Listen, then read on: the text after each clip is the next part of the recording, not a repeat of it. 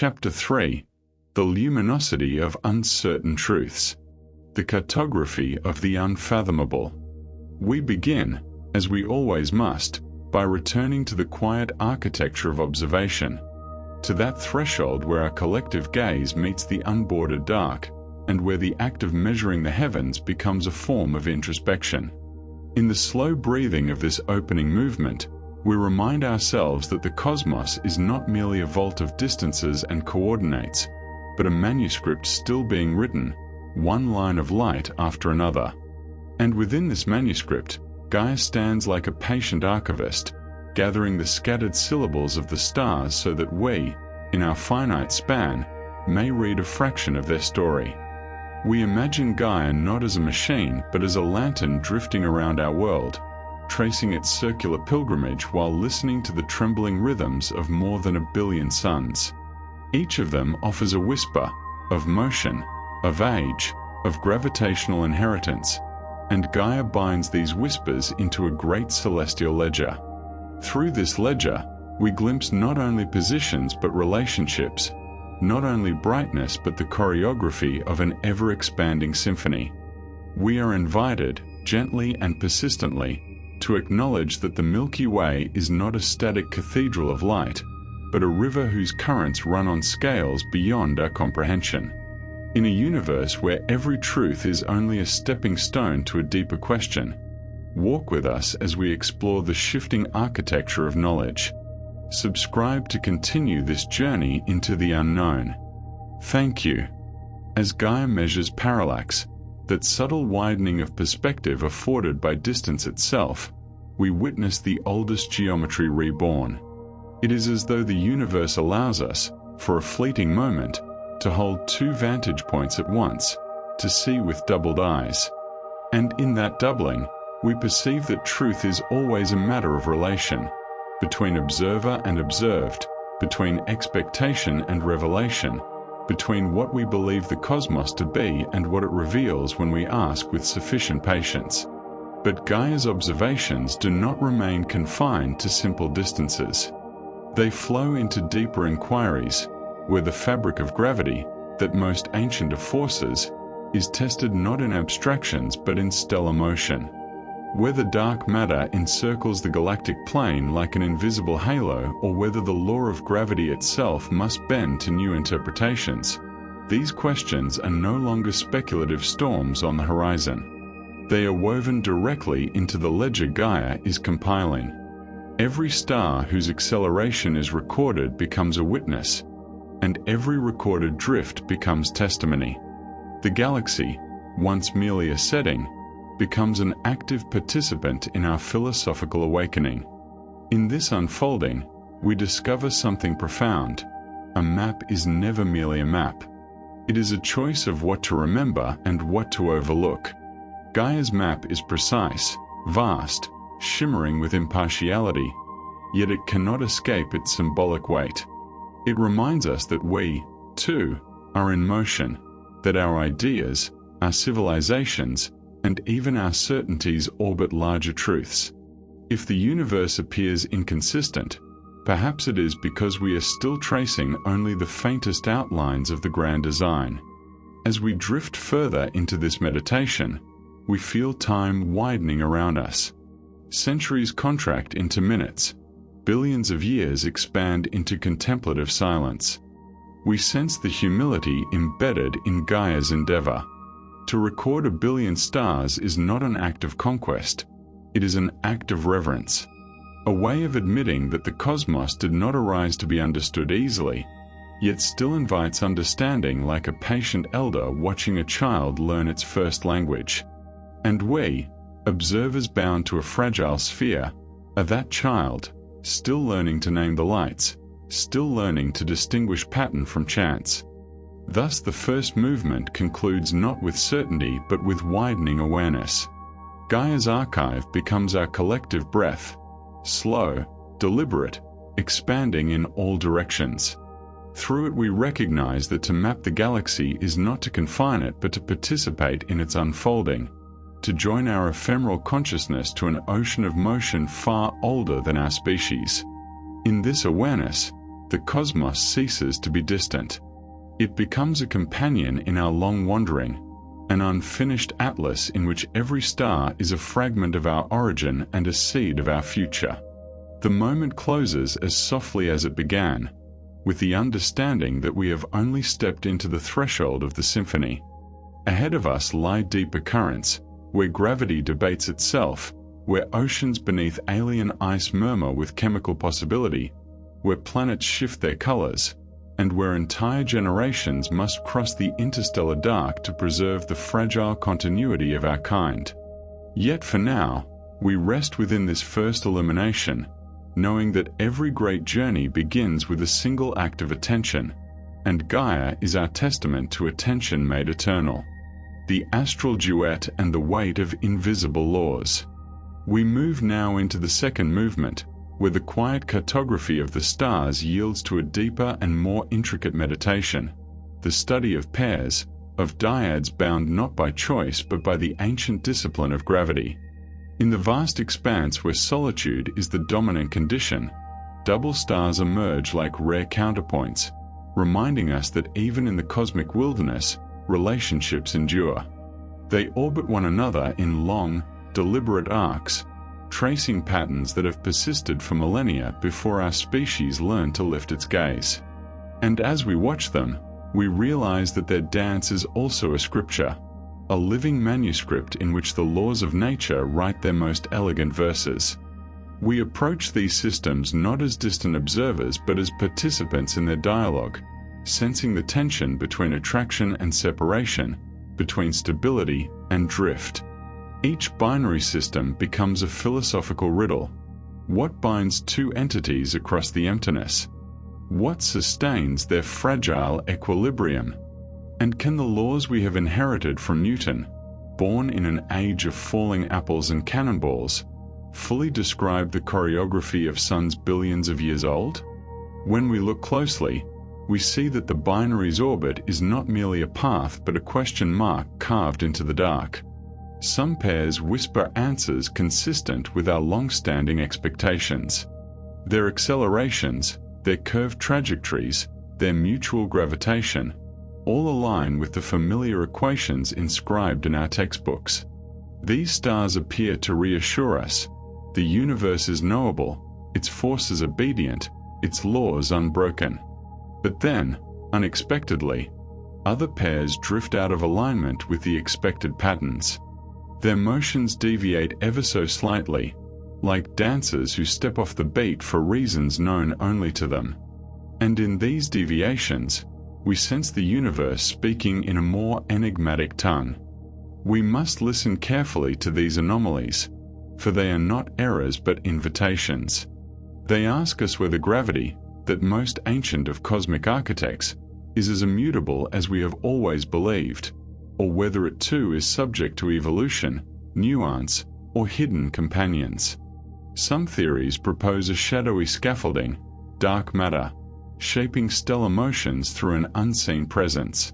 Others suggest that gravity itself may soften or intensify in regimes of faint acceleration, revealing a subtler grammar than Newton or Einstein anticipated. The binaries, in their circling silence, do not choose sides. They only reveal what they reveal. The debate that surrounds them becomes a kind of modern cosmological theater, with each model offering its own interpretation of the stellar duet. Yet these debates are not arguments against one another. They are reflections of our desire to understand a universe that does not owe us clarity. In the binary systems, we find not absolute proof but a lens through which our assumptions are refracted.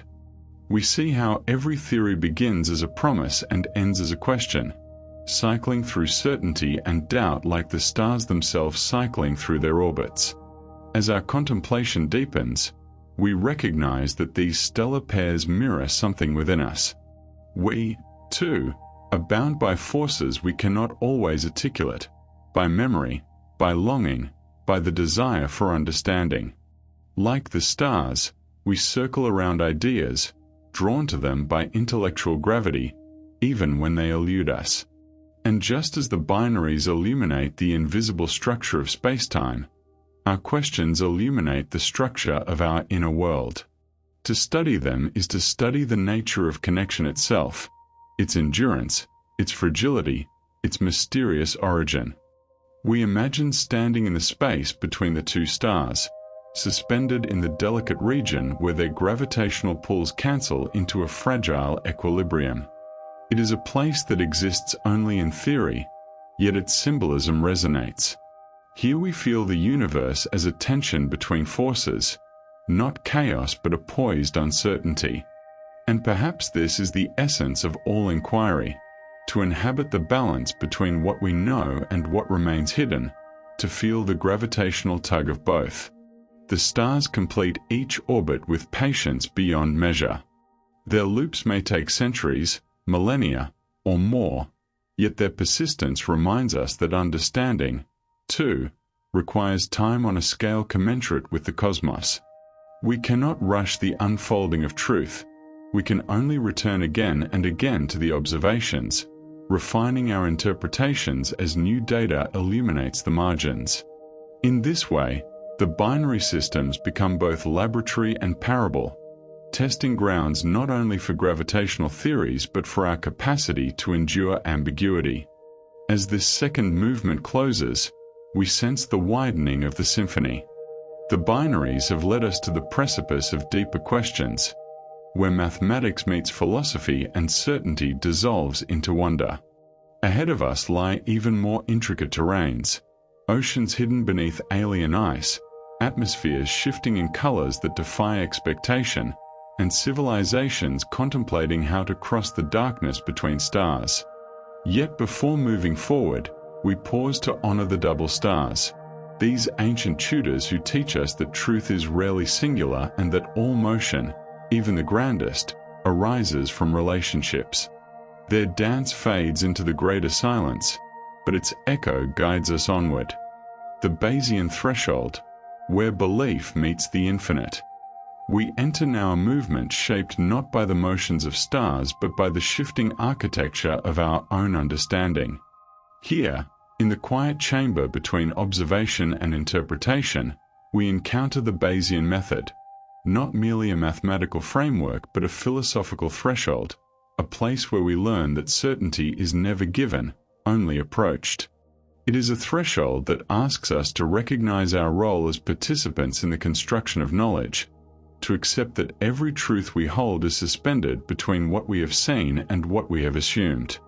We imagine the Bayesian process as a grand library whose shelves are built from probabilities instead of wood, where each hypothesis sits like a book awaiting revision. We walk along these shelves slowly, listening to the echo of our own expectations. Each prior belief resembles a bookmark placed long before we understood the complexity of the narrative. And as new data arrives, photons caught by telescopes, perturbations measured in stellar motion, the bookmark must be moved, the page reinterpreted, the story rethreaded. In this way, the Bayesian method becomes not a calculation but a ritual of humility. We recognize that science, when viewed through this lens, is not an accumulation of immutable facts but a continuous weaving of evidence and belief. The universe speaks in signals too faint to grasp all at once, and Bayesian reasoning allows us to amplify those signals without drowning in noise. Yet this amplification comes with a cost, the acknowledgement that our conclusions are never absolute. Every posterior, no matter how refined, is only a provisional resting place, a landing that leads to the next staircase. As we contemplate this, we find ourselves at the center of a philosophical paradox. The more data we gather, the more the universe seems to expand in its ambiguity. Even as Gaia and other instruments deliver torrents of information, the frameworks that interpret them must be recalibrated. A model that once seemed solid begins to tremble when new evidence nudges the prior assumptions.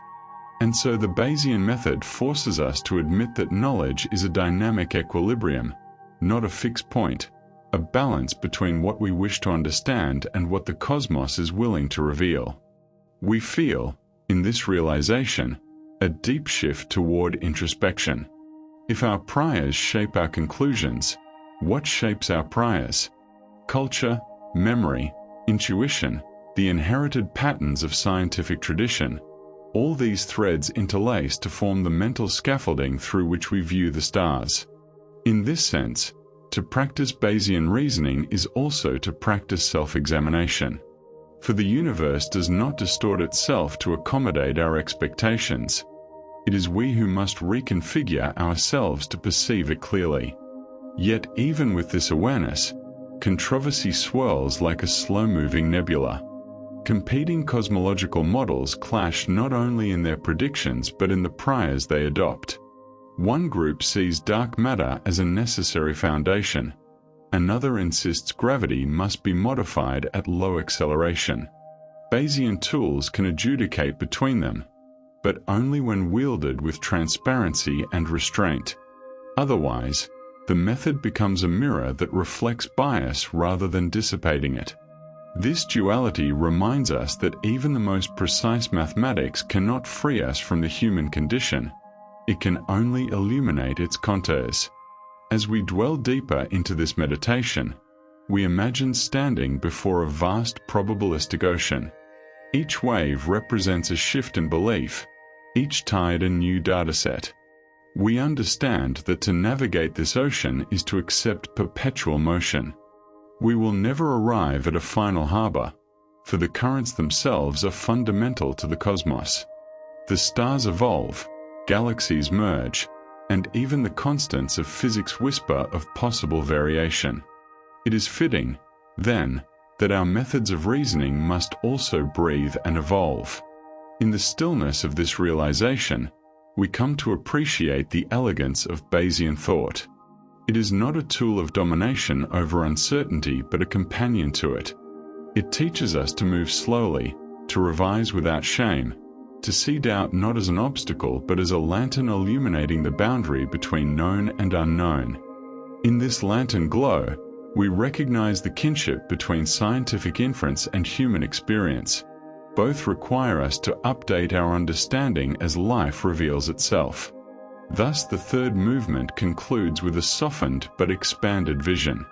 Bayesian reasoning becomes a spiritual discipline as much as a scientific one, a way of walking through the universe with open eyes and open hands, prepared to reshape our beliefs as new constellations of evidence emerge. It invites us to dwell at the edge of certainty, to honor the shifting probabilities that underlie existence, and to acknowledge that we are woven from the same fabric of ambiguity that shapes the cosmos itself.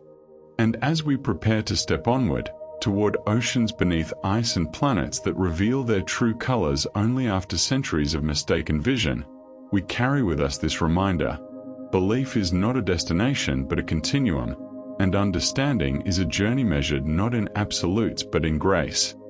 The anomaly, a quiet fracture in the cosmic script. We step now into a more fragile corridor of the symphony, a realm where the universe reveals not its grand harmonies but its subtle dissonances.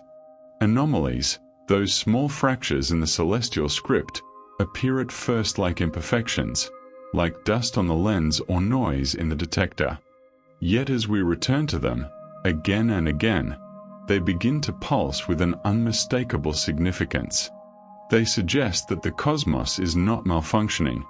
Rather, it is whispering its refusal to fit neatly into the architectures we have constructed for it. We have long trusted the scaffolding of established cosmology, the elegant curvature of general relativity, the shadowy presence of dark matter as an invisible framework. These ideas arrive like monumental pillars, holding the weight of entire paradigms.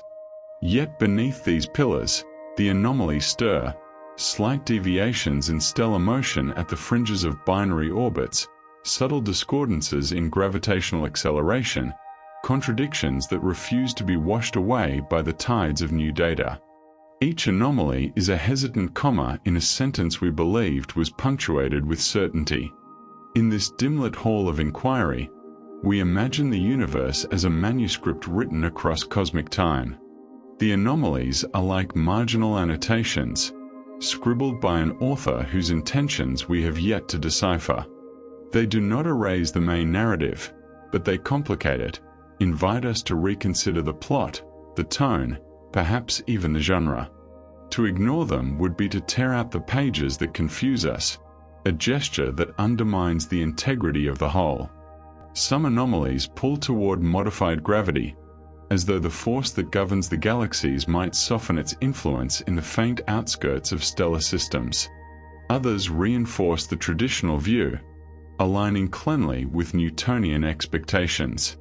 And between these two poles, a tumultuous dialogue unfolds, not a clash of enemies, but a negotiation between differing visions of the cosmic order.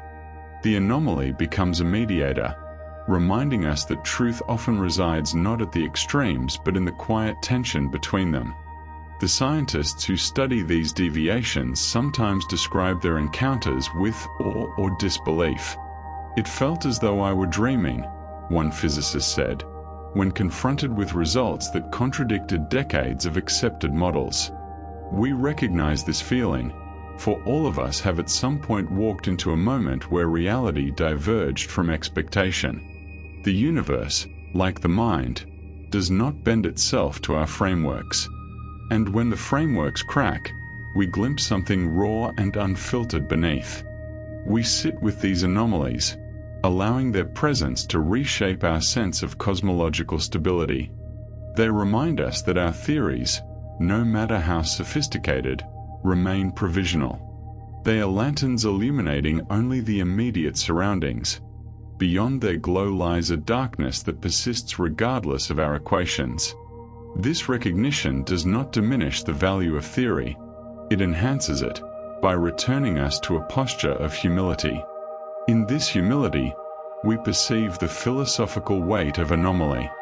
It is not merely a measurement that fails to align, it is a signal that our understanding contains blind spots. Anomalies call us to refine our instruments, our models, and perhaps most importantly, our assumptions. They reveal where we have smoothed over complexity, where we have mistaken simplicity for truth. We imagine the anomalies as faint ripples in a great cosmic tapestry. As light crosses these ripples, it distorts ever so slightly, altering the image we perceive. The distortion is not catastrophic. Rather, it is instructive.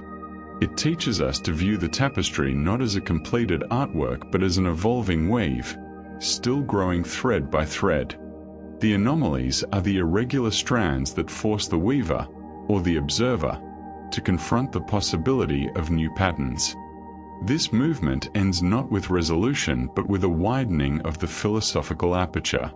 The anomalies remain unresolved, suspended like stars whose constellations have yet to be drawn.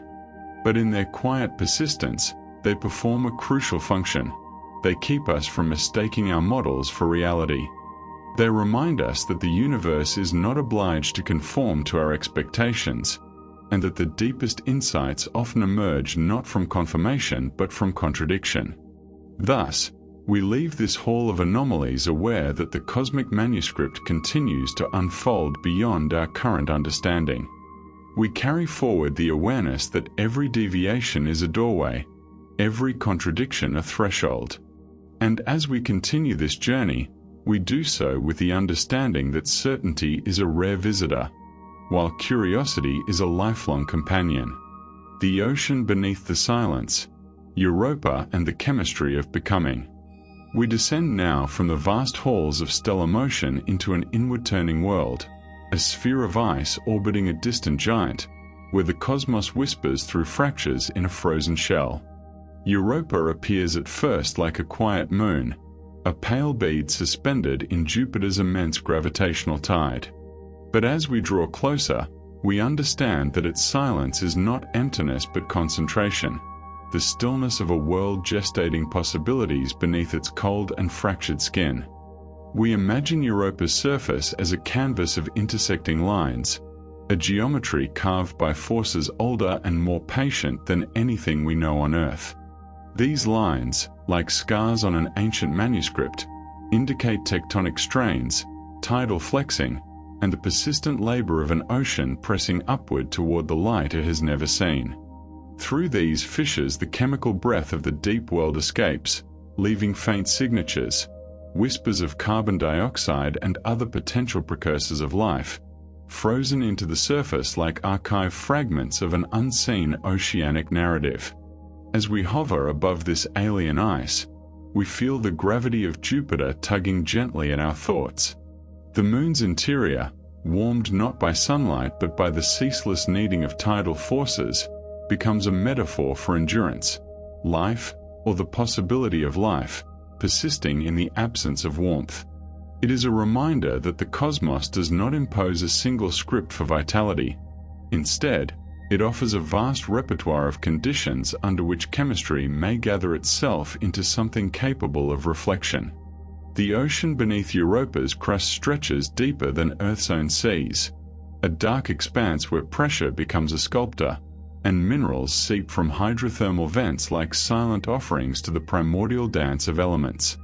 We imagine drifting in that abyss, surrounded by waters untouched by stars, where heat rises from the moon's rocky heart in shimmering pillars.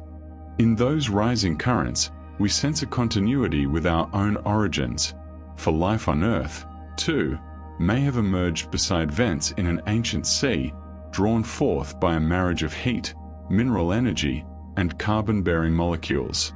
Thus Europa becomes not a distant curiosity but a mirror held to our deepest cosmic memory.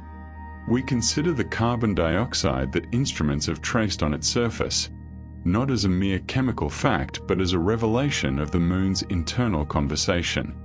Co is a storyteller. It speaks of cycles, of reservoirs, of exchange between hidden depths and exposed crust. It suggests that the ocean below is not inert but dynamic, stirring with interactions that may resemble the earliest stages of biochemical emergence. We know nothing yet of microbes or metabolism on this world, yet the chemistry whispers of potential, a quiet readiness. In contemplating this, we find ourselves weighing the philosophical implications of Europa's hidden ocean. If life exists there, it would be life untethered from sunlight, nurtured instead by the slow pulse of geothermal heat. Such life would remind us that biology is not a fragile accident of our particular earthbound circumstances, but a universal yearning written into the architecture of chemistry. It would mean that wherever energy and complexity converge, the universe leans toward awareness. We are humbled by the thought. The ice above the ocean becomes, in this meditation, a symbol of distance, not merely physical but epistemological. It separates us from knowledge, just as our intellectual limitations separate us from ultimate truths. Yet the cracks in the ice, like anomalies in cosmic measurements, become doorways through which meaning can pass. They remind us that all barriers are temporary, all unknowns approachable, given enough patience and the right kind of listening. Europa, Clipper, and Juice, the missions poised to read this frozen moon with unprecedented clarity, emerge in our reflection as emissaries of curiosity.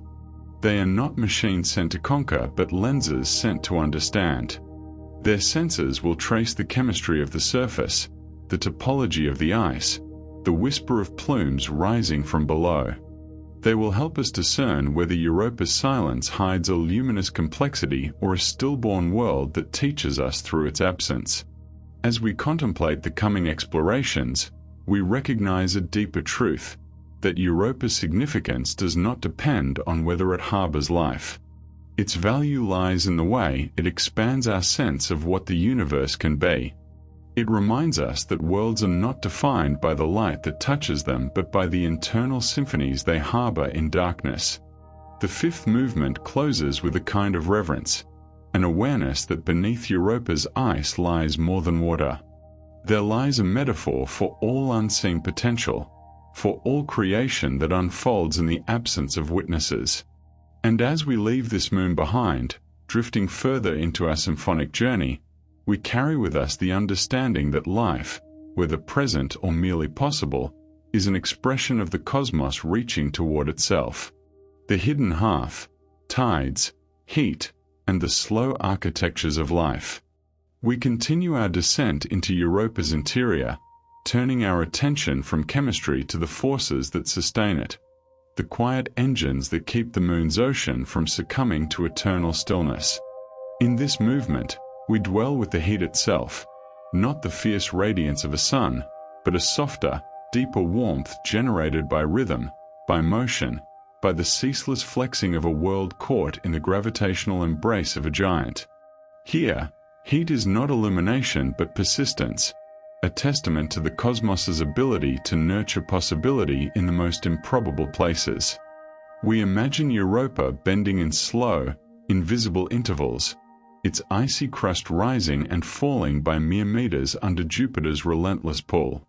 This tidal flexing, though gentle in magnitude, becomes profound in consequence. It needs the interior of the moon as a potter needs clay, softening, warming, reshaping. Through this steady deformation, energy becomes a sculptor, forcing rock and water into a perpetual dialogue. And we, observing from afar, recognize this as one of the universe's more subtle miracles, creation through pressure rather than light. As we contemplate the mechanics of this process, we envision the rocky seafloor far beneath the ice. There, fractures open and close like gills, allowing the planet's heat to exhale into the dark water. Minerals leach from stone, drifting upward like cosmic seeds suspended in cold water. Around hydrothermal vents, a trembling halo of warmth forms, a sanctuary in an otherwise frozen domain. We know these sanctuaries from Earth, where life gathers around vent chimneys like pilgrims around a sacred fire. Europa's ocean, we suspect, may hold similar gatherings, whether metaphorical or literal. We reflect on the profound symbolism of such nourishment. On Earth, sunlight drives the majority of ecosystems. It is the dominant script for life's unfolding. Yet in the deep ocean, where light cannot intrude, a different script emerges, one written in chemical gradients and geothermal breath. Bacteria and archaea, the quiet chemists of the abyss, harness reactions between water and volcanic rock to build complexity from the void. These organisms demonstrate that life does not require illumination, only opportunity. And opportunity, in the cosmic sense, is simply energy arranged with patience. Europa's ocean may echo this pattern, its inhabitants, if they exist, living out lives guided not by day and night but by the pulse of the moon's interior. Such lives would not know the sky, the stars, or the concept of surface. They would navigate a world composed entirely of gradients, currents, and the subtle architecture of heat. To imagine such beings is to stretch the boundaries of our empathy, to acknowledge that life's essence lies not in resemblance to us but in its ability to sustain itself against entropy. We return our attention upward, toward the great shield of ice that conceals this ocean. The crust becomes a paradox, a barrier that isolates and yet protects, a silence that muffles but also preserves. Through its fractures, molecules from the ocean rise into the vacuum of space, becoming emissaries of the world below. They freeze instantly, but even in their stillness they speak, of carbon, of salts, of possible organic compounds. They remind us that the ocean is not asleep but circulating, exchanging, evolving. The missions destined to explore Europa's secrets, Europa Clipper, JUICE, will trace these molecular messengers with precision. Their instruments will read the ice as though it were a palimpsest, each layer a record of chemical events. They will map the thermal anomalies that hint at subsurface plumes. They will measure the thickness of the crust not as a mere statistic but as a threshold separating us from another possible cradle of life. And in doing so, they will test a hypothesis older than science, that life arises wherever the universe provides the slightest means for it to emerge. We acknowledge the philosophical weight of this expectation. To find life on Europa would not merely expand the census of biology, it would force us to reconsider the uniqueness of our own genesis. But even if life is absent, the moon's internal heat remains a revelation. It teaches us that the universe cultivates diversity not only in the vast arenas of galaxies and stars, but in the quiet waters of a single moon. Heat becomes a universal symbol of resilience, an affirmation that even in darkness, the cosmos stirs with potential. As we close this movement, we feel the warmth of Europa's hidden interior as a metaphor turning inward upon ourselves. Just as the moon harbors a secret ocean beneath its frozen exterior, we harbor oceans of thought, intuition, and longing beneath our visible actions. And just as Europa's tides shape its interior, our own invisible forces, memories, desires, questions, shape the landscapes of our lives. Thus the sixth movement resolves into a quiet equilibrium, an acknowledgement that energy, whether physical or inner, is the architect of all becoming. It moves unseen, yet its handiwork defines the world. The instruments of foresight, missions that listen to the silence. We enter now a movement shaped not by oceans or tides, but by intention, by the quiet resolve of our species to reach beyond the ease of speculation and into the discipline of direct encounter. Europa Clipper, Juice, and the growing constellation of exploratory missions become, in this meditation, more than technological endeavors. They emerge as extensions of our collective awareness, the senses through which humanity stretches its perception into realms it cannot touch with flesh or breath. We envision these spacecraft as pilgrim architects, each carrying a suite of instruments designed not merely to detect but to interpret. They journey into the darkness with the patience of archivists, reading signals so faint that they resemble whispers dissolving into the vacuum. Radar waves, spectrometers, magnetometers, each device functions as a kind of sensory metaphor, translating the moon's silence into data streams that our minds can shape into meaning. And as these instruments move through space, we sense that they are not alone.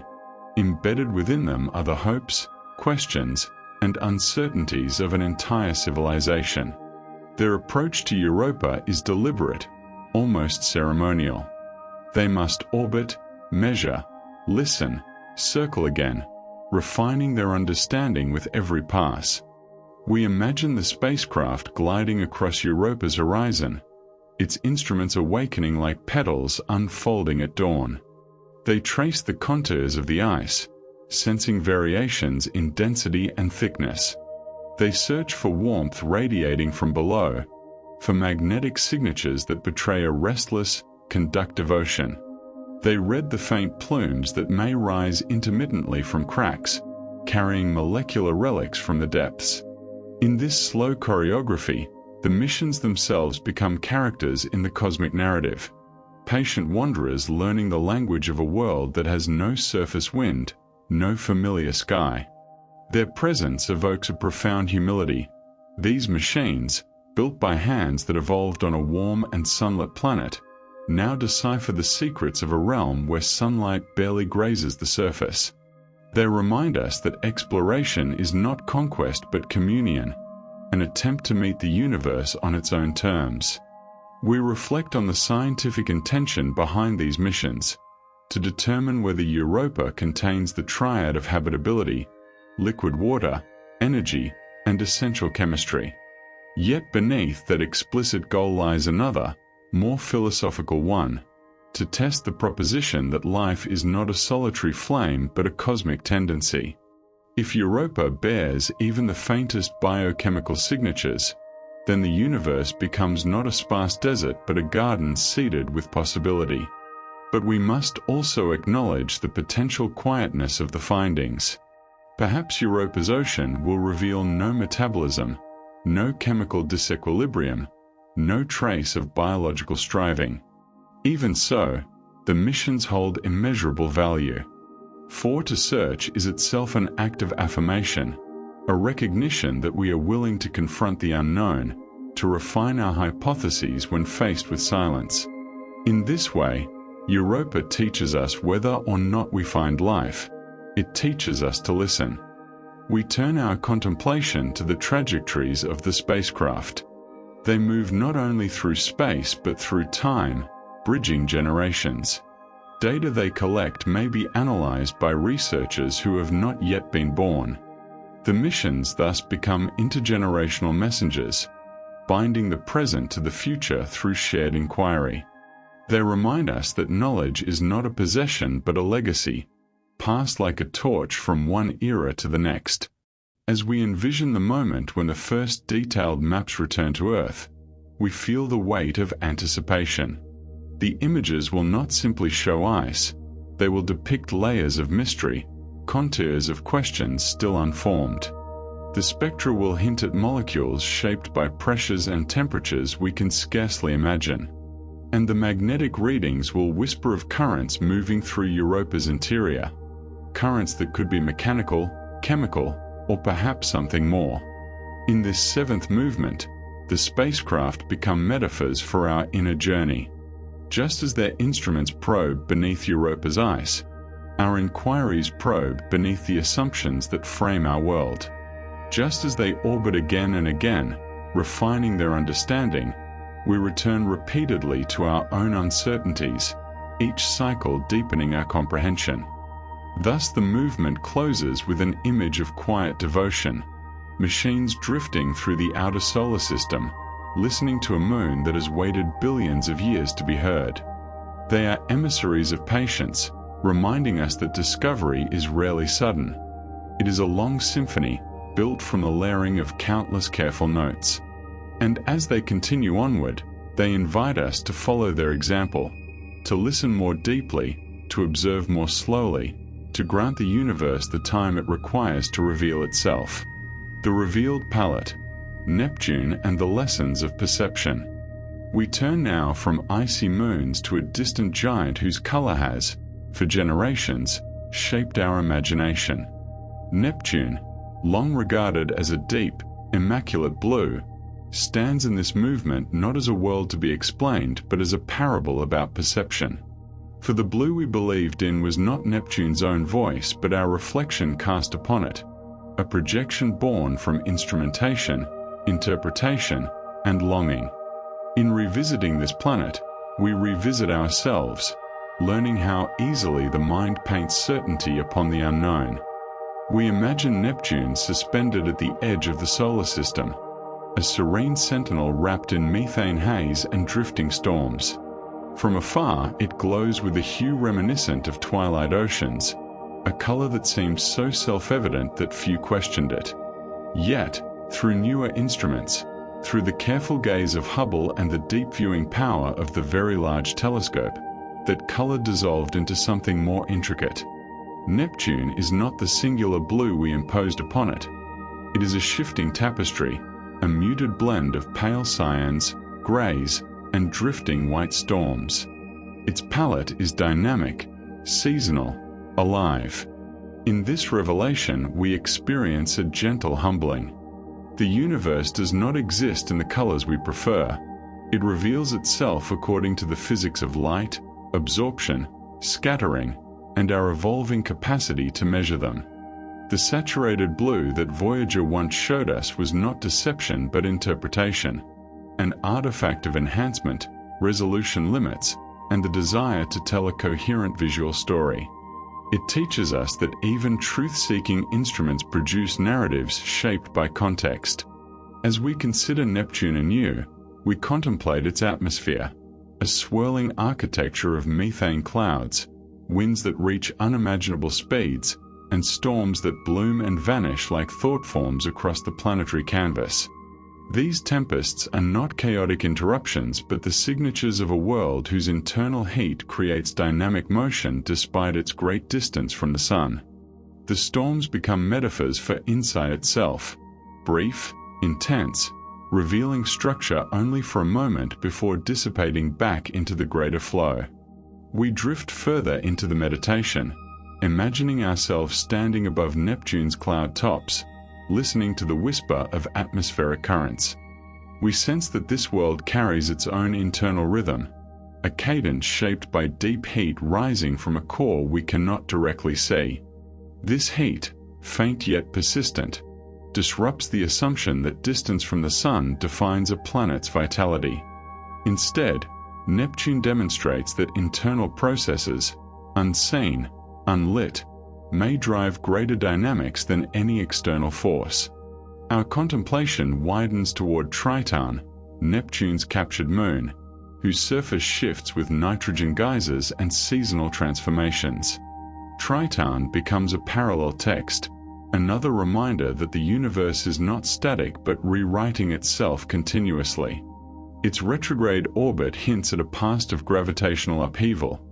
Its thin, shifting atmosphere reveals a delicate sensitivity to sunlight despite its remoteness. Through Triton, we learn that every world, no matter how cold or distant, holds chapters shaped by time's persistent hand. And then we lift our gaze to Neptune's rings, faint, dusty, easily overlooked. They too whisper of false assumptions, for their subtlety belies a history of violent collisions, tidal disruption, and slow reassembly. In infrared light, as captured by the James Webb Space Telescope, these rings glow with unexpected clarity. It is as if the universe waits for us to adjust our instruments before unveiling truths that were always present. This movement becomes a meditation on perception, on how the act of seeing is never neutral. We overlay our expectations, our cultural narratives, our scientific frameworks upon the worlds we study. Neptune's shifting color teaches us the discipline of reconsideration, that even familiar objects can transform under deeper scrutiny. It reminds us that knowledge is provisional, that insight emerges slowly, and that the cosmos is under no obligation to conform to our aesthetic or intellectual assumptions. In the quiet closing of this movement, Neptune stands as a symbol of epistemological humility. Its misunderstood color becomes a lesson inscribed across a planetary canvas. Truth is often more subtle, more complex, and more fluid than our early encounters suggest. And as we drift away from this distant giant, we recognize that the universe's beauty lies not in confirming our expectations but in expanding them. The distant threshold, mortality, risk, and the architecture of departure. We turn now from planets and oceans to a quieter and more solemn horizon, the future of our own species, suspended between fragility and aspiration. This movement is not shaped by the light of distant stars but by the shadows cast by our uncertainties. We find ourselves contemplating existential risks, those vast, impersonal forces that remind us that humanity is young, vulnerable, and woven into a cosmos that neither shelters nor threatens us deliberately. The universe is indifferent, and within that indifference lies both danger and possibility. We imagine standing at the threshold of a new epoch, one in which the Earth, our cradle, our archive, our first and only home, may no longer guarantee our survival. Asteroid impacts, climate collapse, technological missteps, pandemics born from our own ingenuity. These risks are not prophesied but reminders of scale. The cosmos operates on timelines far beyond our comprehension, and our tenure on this planet is but a moment in its expansive biography. To remain here forever would be to ignore the lessons carved into geological strata and cosmic debris. In this awareness, we begin to perceive interstellar travel not as an act of conquest but as an act of continuity, an extension of the ancient instinct to migrate when circumstances demand it. Our ancestors crossed continents. We may one day cross the dark between stars. The idea of the generation ship emerges from this contemplation, a vessel not designed for a single lifetime but for many, a moving habitat where memory, culture, and responsibility must be passed forward like a flame protected against cosmic winds. We envision such a ship as an inward-facing world, a microcosm bound not by gravity wells but by shared purpose. Within its sealed architecture, forests may grow beneath artificial suns, water may cycle endlessly through engineered rivers, communities may rise and fall in rhythms more intimate than planetary motion. The inhabitants would live not for arrival but for stewardship, a recognition that the journey itself is the inheritance they sustain for their descendants. As we immerse ourselves in the idea, we confront the profound psychological implications. What does it mean to live in a world where the stars outside are unreachable during one's lifetime, where the horizon is a hull and the landscape is engineered? The journey becomes a meditation on patience, identity, and the meaning of purpose across time spans that dwarf individual experience. It echoes the lessons of cosmology, that significance is not measured by immediacy but by the slow accumulation of contribution. We reflect too on the physics that governs these aspirations. Relativistic travel, even at a fraction of light speed, bends the fabric of time, slowing it for those aboard while centuries may pass beyond the hull. A generation ship becomes a pocket of altered chronology drifting through the interstellar medium, a reminder that time itself is not uniform but a landscape shaped by velocity and gravity. This temporal distortion becomes a metaphor for legacy, the idea that our actions reverberate into futures we will not witness. Yet woven into this contemplation is the stark reality that such journeys will demand more than technological mastery. They will require wisdom, restraint, and a profound understanding of ecological balance. A closed world magnifies every choice. Waste becomes irreversible, conflict becomes existential, governance becomes a long negotiation with entropy. The ship is not merely a vessel but an ethical crucible, testing our capacity to sustain harmony across generations. As we meditate on these challenges, we recognize that the generation ship is not merely a hypothetical device but a philosophical symbol. It reminds us that survival is a collective endeavor, that the boundaries of we must expand beyond immediate kin, beyond national identity, beyond even planetary belonging. To board such a vessel would be to declare that humanity is not defined by where it was born but by how far it chooses to reach. We allow the imagery of the journey to deepen, the ship gliding through interstellar darkness, guided by engines whose hum becomes the heartbeat of an artificial world. Children learning stories of Earth not as memory but as myth. Elders teaching that every decision shapes the lives of those not yet born. The long, slow arc toward a star whose light has not yet touched human skin. In this arc, we hear an echo of the cosmic symphony we have been following, a movement defined not by certainty but by aspiration. The ninth movement closes with an acknowledgement both solemn and luminous. Our species may one day leave Earth not out of ambition but out of necessity, not to escape our history but to extend it. The architecture of departure is already forming, in our questions, our fears, our technologies, and our willingness to imagine futures beyond the familiar. And as we contemplate these futures, we sense that the universe does not ask for our permanence, only for our participation. The expanding silence, fate, light, and the closing of the cosmic book. We arrive now at the final movement, where the symphony of stars, oceans, storms, and distant journeys converges into a meditation on ultimate scales, the fate of the universe itself. In this vast inquiry, we are no longer observers of moons or architects of vessels, but witnesses to the slow unraveling of cosmic time. It is here, in the contemplation of expansion and dissolution, that we confront the boundaries of existence, both our own and the universe's. We imagine the cosmos as a great luminous tapestry stretched across epochs. In its earliest moments, it glowed with fierce density, a fabric woven tightly enough to birth matter, light, and the first whisper of structure. Over billions of years this tapestry has expanded, each thread carried outward by the unfolding of space-time. Galaxies drift apart like notes scattering from an ancient chord, and the cosmos cools as it grows, the density of matter thinning like ink dissolved in water. This expansion, though gentle on human scales, becomes a dominant force on astronomical ones, a quiet but relentless parting of realities. We turn our attention to dark energy, the enigmatic presence driving this expansion. We sense it not as a malevolent force but as a kind of cosmic exhalation, a steady pressure that widens the distance between galaxies. It is indifferent, unyielding, and yet astonishing in its subtlety.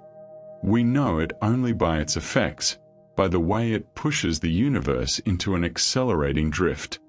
The more space expands, the more dark energy asserts itself, guiding the cosmos toward futures that defy intuition.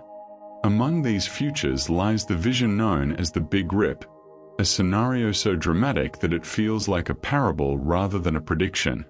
In this possible destiny, the expansion accelerates without limit, tearing galaxy clusters apart, unbinding stars, unraveling planets from their orbits, and eventually dismantling the atoms themselves. It is a profound image, the universe dissolving not in fire or collapse but in a gentle, unstoppable widening. Reality becoming too thin to cohere. Yet even this is not the only envisioned ending. We contemplate the possibility of heat death, the slow cooling of all things until no gradients remain to sustain motion or change. In this distant era, stars will have burned out, galaxies will fade beyond the cosmic horizon, and the universe will settle into a vast, dark uniformity.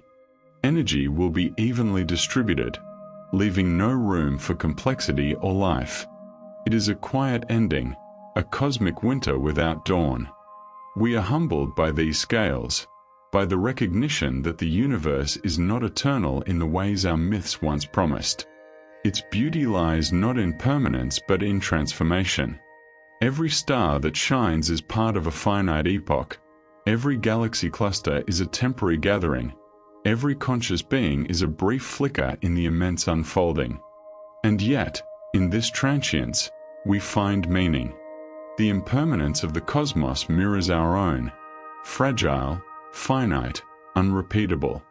As we reflect deeper, we sense that the fate of the universe is not merely a scientific question but a philosophical horizon. It challenges us to consider what it means for meaning to exist within a world that will one day lose the structures that permit meaning. Does purpose dissolve with the stars? Or does it live in the act of noticing, in the moment of awareness that arises briefly and then passes?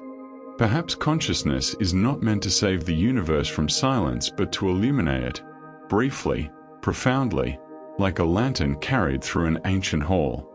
We draw inward again, imagining the human species contemplating these cosmic futures. Even as the universe expands, we continue to expand our understanding, reaching across time with theories that bridge the smallest particles and the largest voids. Our curiosity becomes a defiance against entropy, a way of asserting connection in a world trending toward isolation. Each question, each discovery, each voyage outward becomes a gesture of resilience. We envision a distant era when humanity, transformed, scattered, perhaps interwoven with technologies unimaginable to us now, continues to bear witness to the universe's evolution. Whether our descendants drift among the stars or remain confined to artificial habitats, they will inherit the same fundamental truth we contemplate now. Existence is a dance within a changing cosmos, and meaning is carved from participation, not permanence. In the closing measures of this symphonic meditation, the universe becomes a book whose final pages are written in decreasing light. But those pages are no less sacred for their scarcity. For what gives a story its power is not its endlessness, but its coherence, its arc, its rise and resolution. The cosmos, too, has an arc, from creation to expansion to dissolution. And within that arc, our role is to observe, to reflect, and to carry forward whatever understanding we can. Thus the 10th movement concludes with neither despair nor certainty, but with reverence. The universe is expanding into silence, but we are here, in this moment, to witness it. We are the brief but luminous consciousness through which the cosmos comes to know itself. And as we stand within this awareness, we understand that every act of observation, every question asked, every wonder felt is a contribution to the grand symphony, a note that will resonate long after our individual voices fade.